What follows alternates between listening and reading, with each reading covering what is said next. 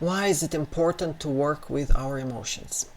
Let's look at the brain, consisting of three parts: the brain of a reptile, the mammal, and the human brain.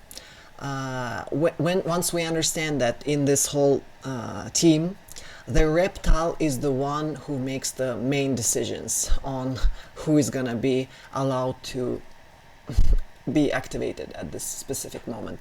So the reptile is the one responsible for distribution of energy. It makes the main decision who is allowed to speak, the mammal or the human.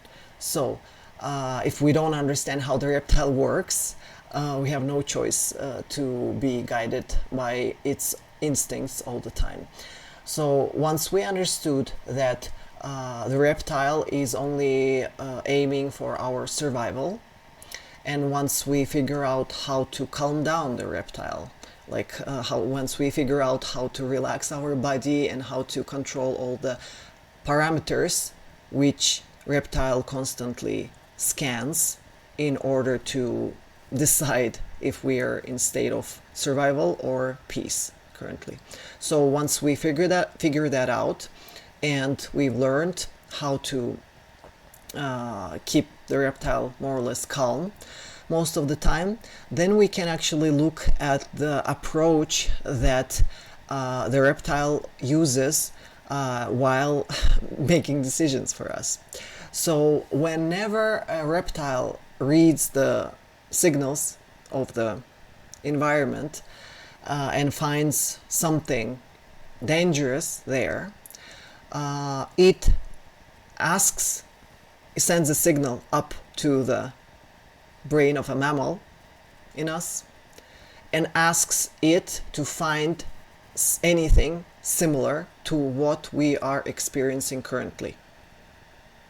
So a reptile scans the body and finds in the body a sensation of anger, for example, and in order to plan some strategy, like what do we do next, it uses the rest of the brain, but for its own needs.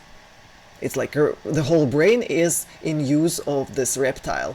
The reptile uses higher functions in order to solve its own tasks. And now if the task of a reptile is to solve a situation in which we feel anger, reptile asks the limbic system to find anything resembling any situation, any memory, any emotion that resembles what I'm experiencing right now. And in the limbic system, there can be a very weird mixture of emotions. It's like it's a storage for emotions that you've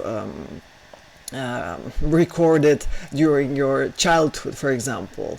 And if as a child you felt angry and powerless when you were not given your favorite toy, for example, so that emotion is stored, recorded in the limbic system, and then the reptile asks the cortex, the human part of your brain, to make a plan, a strategy on how we are going to deal with this terrible enemy who is not giving us the toy that we probably are trying to receive.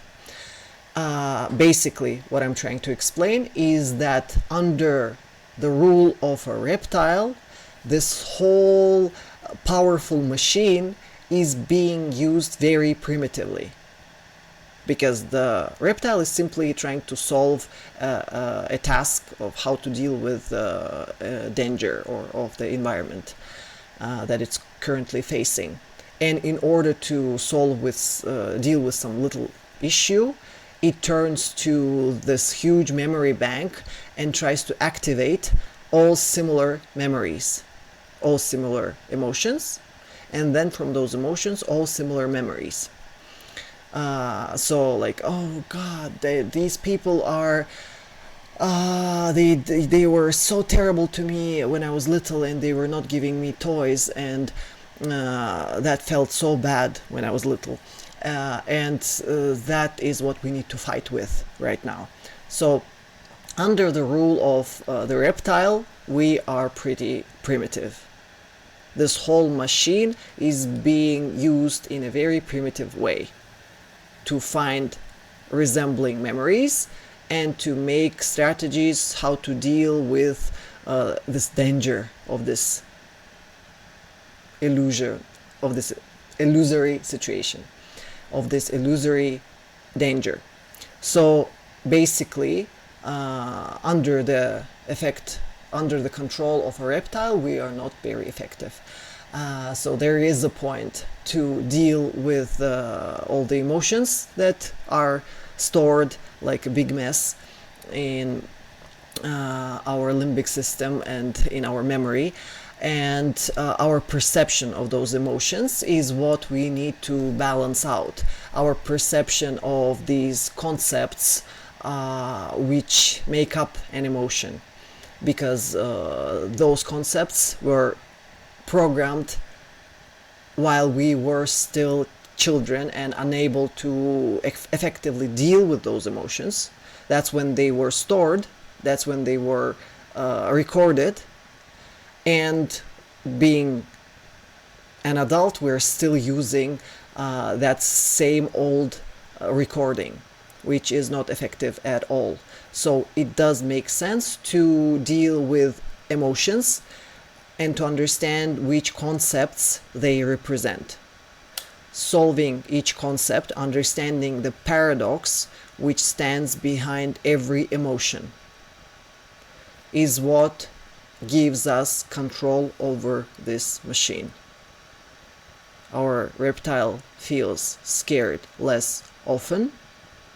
It stays relaxed more of the time. And electricity can actually reach the higher levels of our brain, and we can actually function and perform from that capacity, from the capacity of the neocortex, and not being ruled by the primitive side of ourselves, not being ruled by the animal in us. And for this, we don't need to kill the animal in us. We need to understand it, and we need to calm it down. We need to understand what scares the animal in us.